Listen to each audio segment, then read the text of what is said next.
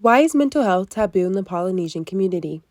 Mental health has been something that the United States in recent years has taken head on, providing resources within schools, working to educate parents, and ultimately removing the stigma that surrounds mental health. As much progress Western cultures have made, there are communities that are far from this same goal. It is important to note that Western cultures tend to separate the mind and body, but those cultures found in the Pacific, and in this case, Polynesians, they do not create this same separation, which raises the question, why is mental health taboo in the Polynesian community?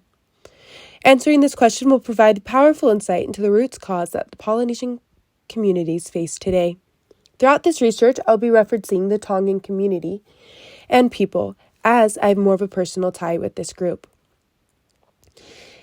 As we can first see, is that the leading cause of death is suicide within Asian Pacific communities, specifically from those ages 12 to 19, with males being at the highest risk. Shedding light on the impact that the culture has on the way these groups view mental health. Oftentimes, those in the older generations will respond to the cries of those with the saying, "Buke whaka tivolo," which means possessed by the devil. And instead of responding with those words, "Ofa atu," which means I love you. So, how do we work to change this?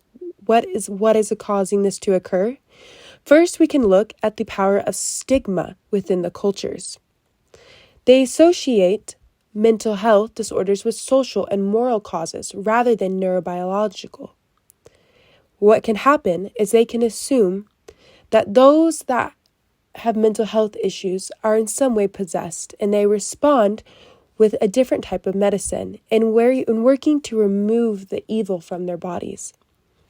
This can include things like a massage, chanting, praying, using tools like leaves and oils and herbal remedies, as they do not trust Western medicines and are years behind in medical advances. They can relate mental health with maybe drinking out of the coconut from the wrong end when the mother is pregnant. They associate it, not, like I shared earlier, with neurobiological disruptions. So this is why it's important that as we look at this relationship between their culture and the way we as Western communities view mental health, is they associate theirs with a supernatural world, while we look at it more from a medical standpoint. It's important we provide education to further these advances and to help them understand why their young ones are suffering and to potentially reduce the rate of suicide within the culture. It's also important to note that in order to protect their families, they will not bring up mental health, as it reflects poorly on the family name, and that your social presence is of the utmost importance. So how do we educate? How do we teach for them to know the power and the role of mental health and to respond to their cries with Ofa Atu? I love you.